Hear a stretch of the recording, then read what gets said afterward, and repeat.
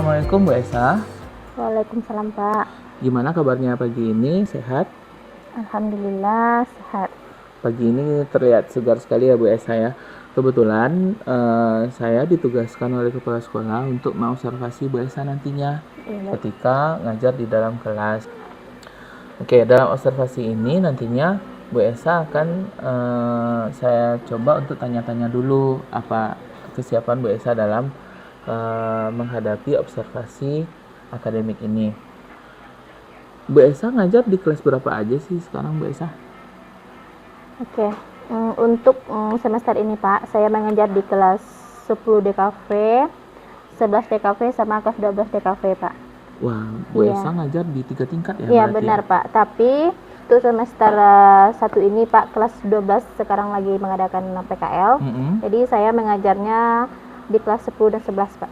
Oh, di kelas 10 dan kelas 11 DKV. Iya, Nah, kira-kira dari 2 tingkat ini Bu Esa siapnya saya observasi di kelas berapa? Menurut saya di kelas 10 DKV aja Pak. 10 DKV Iya, ya? Pak. Nah, bisa Bu Esa terangkan kepada saya apa aja tujuan pembelajaran Bu Esa nanti? Tujuan pembelajaran saya ketika menjadi kelas DKV itu yang pertama menjelaskan apa itu teknopreneur. Yang Teknopreneur. pertama, iya. Yang kedua, menjelaskan apa saja profesi atau pekerjaan yang ada di bidang DKV itu, Pak. Terus yang ketiga, menjelaskan kewirausahaan di bidang ekonomi kreatif. Dan yang terakhir, menganalisis peluang pasar dan usaha, Pak. Peluang pasar dan usaha ya. Nah, kira-kira yang udah Ibu Esa siapkan di tujuan pembelajaran yang 4 tadi, di tujuan pembelajaran apa yang Bu Esa siapkan untuk saya observasi? Mungkin ketika Bapak melakukan observasi nanti, mungkin waktu itu tujuan pembelajaran yang saya lakukan menjelaskan pekerjaan atau profesi yang ada di bidang desain komunikasi visual. Oke, menjelaskan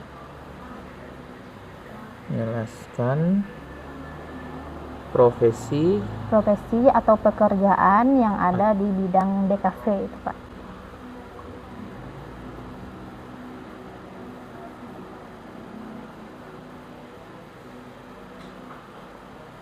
Oke, nah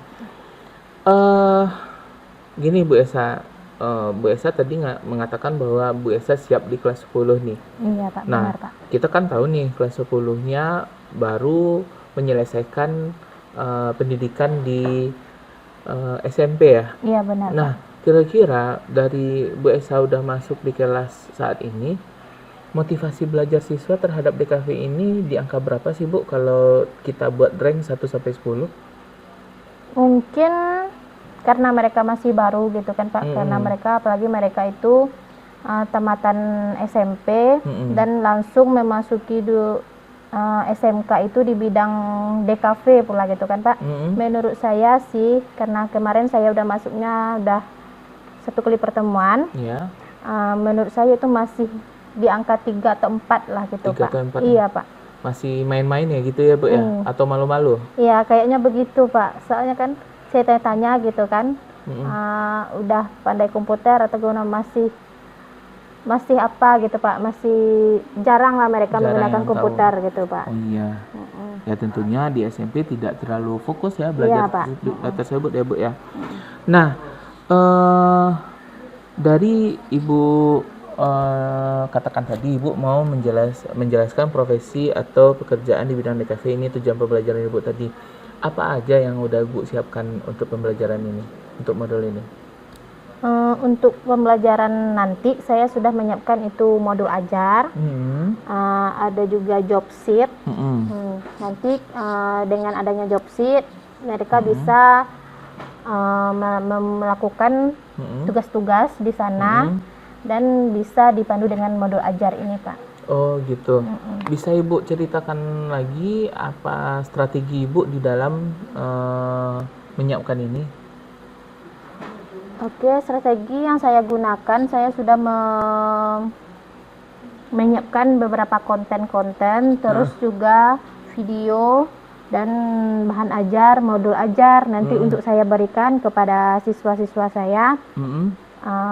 Dengan begitu mereka bisa mempelajari dan memahami apa yang semestinya mereka kerjakan.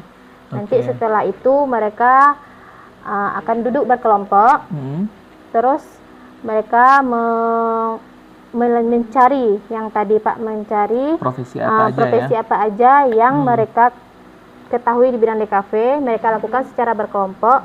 Setelah itu mereka presentasikan ke depan kelas, di depan teman-temannya Pak. Oke, berarti Ibu kasih kontennya dulu. Iya Pak. Kontennya ada banyak tadi ya, saya tangkap ya, ada konten buku bacaan ya, tadi yang modul ajar, terus video. Wah, berarti Ibu udah menerapkan diferensiasi konten ya Bu ya? Iya Pak. Terus Ibu katakan tadi ada kerjaan kelompok, proses ya Bu ya, yang diferensiasi. Terus Ibu nanti produknya beda-beda juga ya dalam bentuk presentasi ya? Nah, Ibu udah bagus Ibu ya, Ibu udah menerapkan pembelajaran diferensiasi di sini. Nah, berarti Ibu inginnya siswa ini mengerti ya tentang apa aja profesi-profesi yang ada di bidang DKV tersebut ya Bu ya. Iya Pak. Nah, kira-kira selain Ibu punya ide terhadap pembelajaran di kelas seperti ini, ada ide lain nggak sih Bu untuk mengenalkan profesi ini secara nyata? Ada sih Pak, dulu pernah itu di tahun, bukan yang tahun kemarin, tahun satu lagi, kami itu pernah mengajak anak-anak DKV ini untuk melakukan kunjungan industri Pak, keluar kota. Kunjungan industri ya Bu Iya ya? Pak. Jadi di sana siswa itu melihat langsung apa saja profesi ketika mereka tamat di DKV nanti Pak. Wah, itu bagus tuh Bu. Kunjungan industri, dia bisa melihat cita-citanya di sana ya Bu ya? Benar Pak. Kira-kira siapa sih Bu yang akan Ibu libatkan nih dalam program besar ini?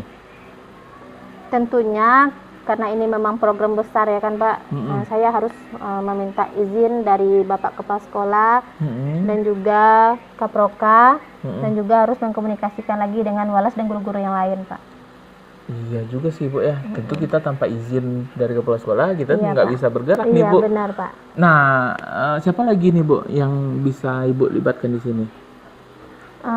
Tentunya saya juga harus meminta izin dulu ya Pak sama orang yang akan kami kunjungi tersebut Pak. Dunia industrinya ya Bu ya? Pak. Iya benar. Tentunya kami harus meminta izin kepada pemimpin industri, apakah kami boleh berkunjung ke sana atau tidak gitu Pak. Tentu kami harus mengkomunikasikan terlebih dahulu Pak. Oke, iya. Tentu iya ya Bu ya. Iya Tahu, Pak. kita kan nggak mungkin datang langsung masuk, terus Iya, mereka benar, shock benar, juga. Pak. Kita Iya. bawa anak satu kelas nih Bu. Benar Pak. Iya, bagus sih Bu. Ada lagi ide lain nih Bu untuk mengenalkan profil ini? Ada, dulu juga pernah ada Pak, kami mendatangkan guru tamu Pak. Kami mendatangkan guru tamu secara langsung. Beliau khususnya memang dari DKV gitu kan, bidang-bidang DKV, kami datangkan langsung dan beliau langsung memberikan pemahaman atau ilmu langsung secara langsung kepada siswa tersebut Pak. Nah, ini udah banyak nih Bu ide Ibu nih.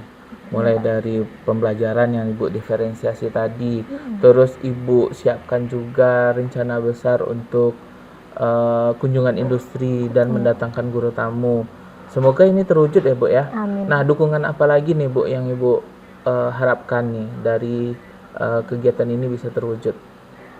Tentunya dengan pengen terwujudnya semua impian ini, saya harus mengkomunikasikan dengan kepala sekolah, pimpinan dan keproka tadi Pak. Iya, tentu izin orang tua juga ya Bu ya. Ya izin orang tua juga. Oke. Nah, dari banyak kegiatan yang akan Ibu kerjakan tadi, tentu semuanya ada waktunya ya Bu ya. Iya Pak. Yang bisa saya observasi tentu yang pertama tadi ya Bu ya, yang bagian Iya, Pak. kegiatan Ibu di kelas. Iya benar Pak. Terus apa aja nih tantangan yang akan Ibu hadapi rasanya untuk mewujudkan mengenalkan DKV tersebut ke peserta didik Ibu? Apa aja tantangan-tantangan yang akan Ibu hadapi rasanya? kemungkinan tantangan yang akan saya hadapi nanti mungkin di siswanya Pak, karena iya Pak, karena saya lihat di siswanya di sini masih agak kurang aktif gitu kan Pak, masih malu-malu, masih mungkin karena belum terbiasa juga gitu ya Pak. Jadi mungkin di situ Pak, di siswanya ya Bu, iya, malu-malu gitu. Nah, apakah ada nanti pembiayaan dalam kegiatan ini Bu? Pembiayaan ada ya. Berarti Ibu juga harus komunikasi dong dengan bendahara nantinya. Iya Pak, terhadap kegiatan ini. Nah, dari dukungan dari tantangan-tantangan tadi, apakah bisa Ibu rasanya bersama teman-teman nantinya ya? Apakah bisa nanti Ibu hadapi tantangan tersebut? Insya Allah bisa Pak. Bisa ya? Bisa. Saya harap juga Ibu bisa, Ibu tangguh dalam mengenalkan ini. Nah, Ibu udah jelasin tadi tujuan pembelajarannya apa, strategi Ibu, ada beberapa tadi strategi Ibu untuk mengenalkan dan menumbuhkan rasa minat siswa terhadap jurusan yang Ibu kelola gitu kan. Nah, dari rencana besar Ibu ini kan, Ibu akan melaksanakan pembelajaran berdiferensiasi di kelas gitu ya. Kira-kira kapan nih bisa Ibu wujudkan? Atau saya bisa melihat Ibu di dalam kelasnya gitu? Oh ya, mungkin Bapak bisa observasi nanti ke kelas saya, mungkin itu sekitaran 2 minggu lagi lah Pak. 2 minggu lagi, iya, berarti Pak. Di minggu kedua Agustus ya Bu ya? Boleh Pak. Iya, berarti di tanggal 7 atau tanggal 8 ya Bu ya? Iya Pak. Apakah Ibu ada mengajar di kelas 10 di saat itu? Ada Pak. Ada ya? Iya. Oke, 8 Agustus sama Bu Esa ya. Nah, gini Bu, kita kan udah diskusi nih mengenai strategi dan segala macamnya.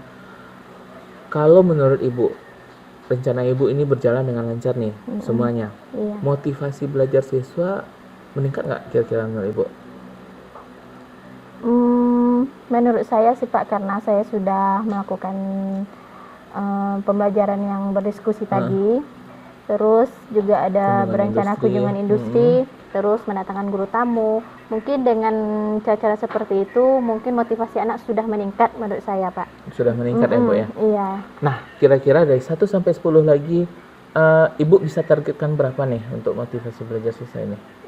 Mudah-mudahan di angka 7 dan 8 lah Pak. 7 dan 8 ya Bu ya. Wah, saya harap nih angka besar nih Bu. Amin. Untuk bisa, tentu ya kita sesuai dengan siswa tersebut, dia mengenali jurusannya, dia mengenal terhadap jurusannya dan mengenal cita-citanya ke depannya ya Bu ya. Iya, benar. Dan kita udah tetapkan tadi 8 Agustus kita bertemu lagi di kelas. Habis itu nanti kita lakukan tindak lanjut Bu setelah itu. Iya, baik Pak. Setelah saya observasi Ibu di kelas 8 Agustus, mungkin itu aja sih Bu. Senang berdiskusi dengan Bu Esa. Kita ketemu nanti di tanggal 8 Agustus. Oke, Pak. Assalamualaikum Bu Esa. Waalaikumsalam Pak.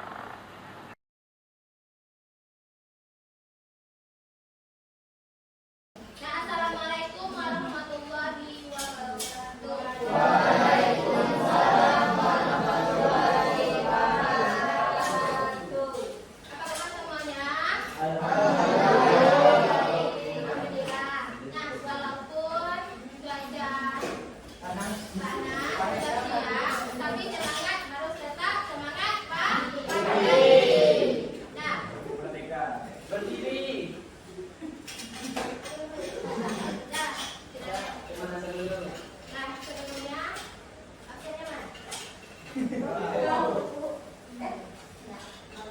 mana? Kalian tidak hadir? Siapa?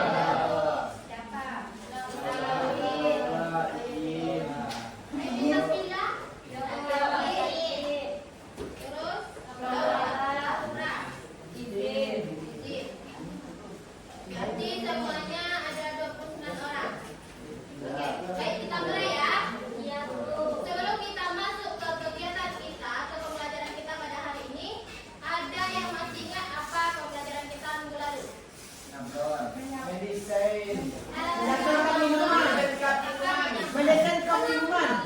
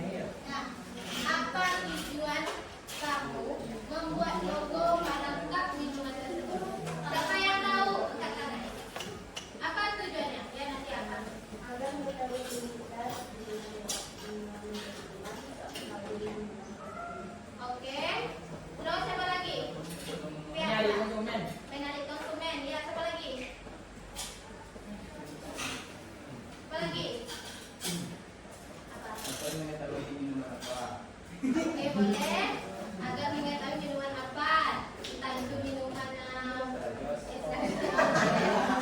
entah itu kopi. Siapa lagi? Apa tujuannya kamu membuat logo pada kak?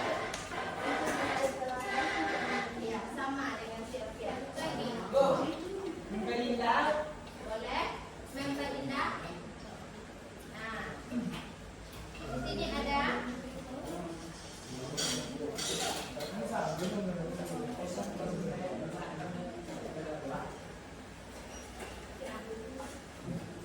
tujuan dari membuat logo pada sablon menciptakan identitas visual yang kuat, mudah dan dikenali oleh masyarakat. Apa contohnya? Membedakan diri. Misalnya kalian beli di tempat si A, pasti kita tahu bedanya kan? Pelengkapnya seperti ini, berarti di kedai situ. Pelengkapnya seperti ini, berarti di kafe itu, ya kan? Ya, berarti itu membedakan diri, identitasnya, ya kan? Meningkatkan brand, ya kan? Apakah karena itu ada logo di belakang kita? Apakah kualitas dari minuman tersebut lebih baik? Contohnya minuman itu kalau nggak ada logo kan ada.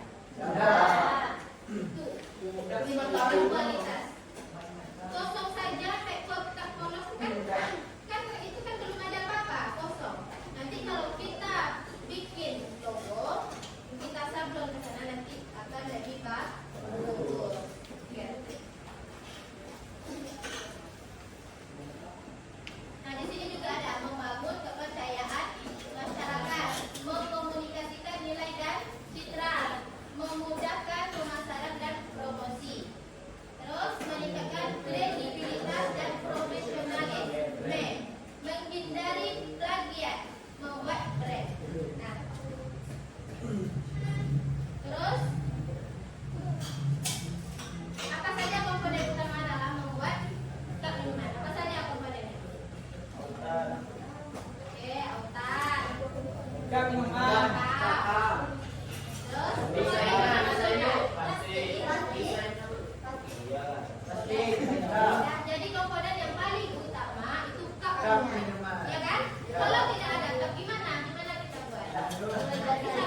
Jadi yang perlu ada di dalam sebuah sablon kap minuman itu kap.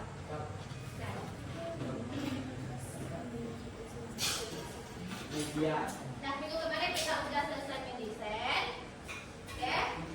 Dan hari ini kita desainnya apa?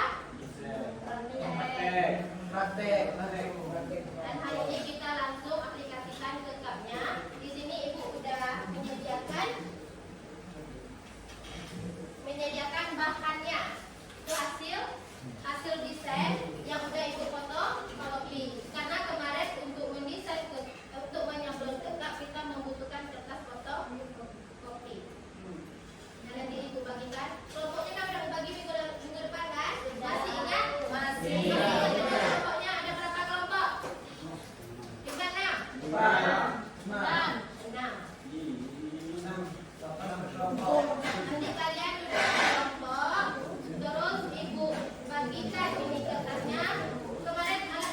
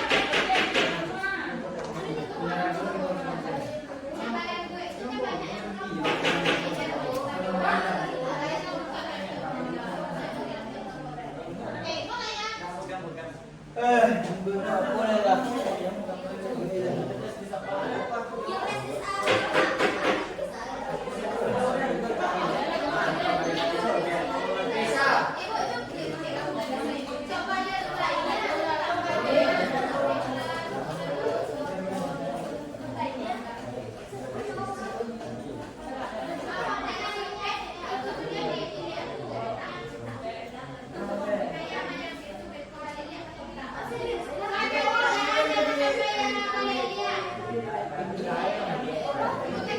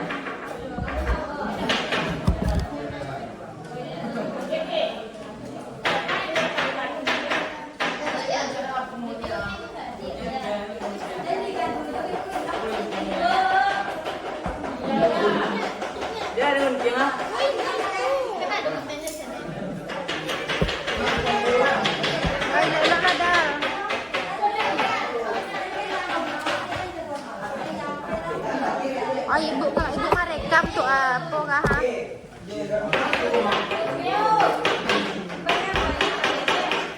Dia tanya. Oi. Tak dia tuh ibu.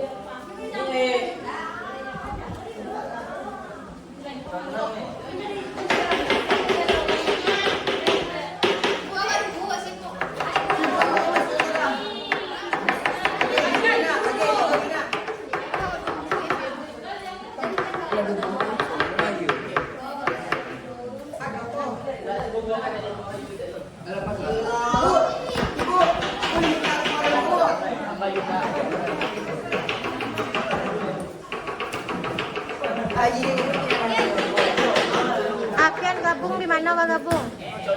Nggak ada nilai Afian Bekola. Cari kayu.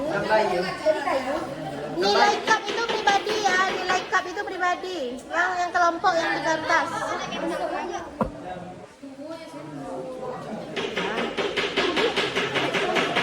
Udah diisi.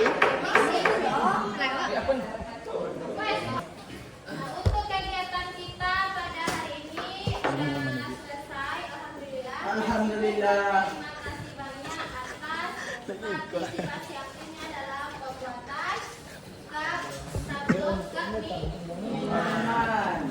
Terima kasih banyak atas partisipasi aktifnya dalam pembuatan cup sabun cup nih. Oke. Kita tutup. Kesimpulannya, apa yang kalian dapatkan setelah membuat sabun?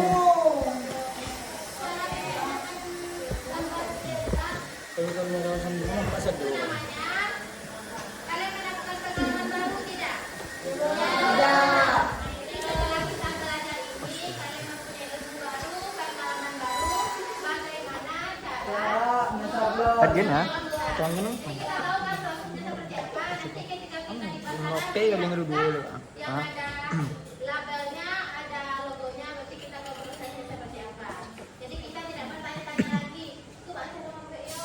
Kalau kita nanti belanja kan, beli minuman, jadi kita tidak kayak orang baru mengenal. Kita tidak tahu bagaimana prosesnya. Ini secara manual ya, proses secara manual. Kalau secara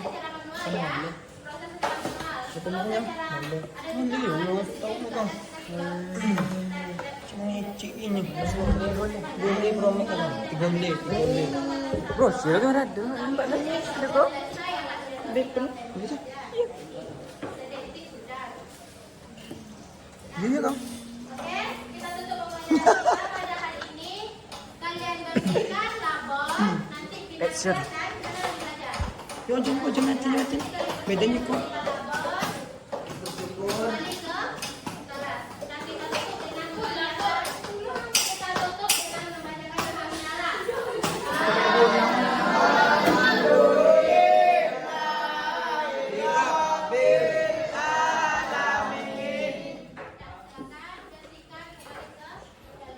Ayo kita mulai.